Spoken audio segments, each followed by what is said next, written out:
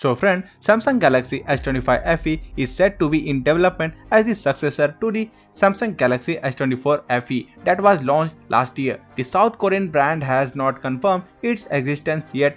The next fan edition smartphone is expected to arrive by the end of Q3 2025 or at the start of the fourth quarter. A new report suggests that the Samsung Galaxy S25 FE might actually debut with an Exynos chipset used on last year's model. The upcoming Samsung Galaxy S25 FE phone is expected to arrive as a toned-down version of the Samsung Galaxy S25. An Android authority reports that the Samsung Galaxy S25 FE, codenamed R13, is now in the works. The latest Galaxy S24 FE handset was referred to as R12, while the Galaxy S23 FE was associated with R11. An internal code seen by the publication indicates that the upcoming device will arrive with the same chip as the Galaxy S24 FE and the Samsung equipped with the Exynos 2400E processor in last year's Galaxy S24 FE, and it seems like Samsung will skip the chipset upgrade entirely this year by using the same processor in the new model.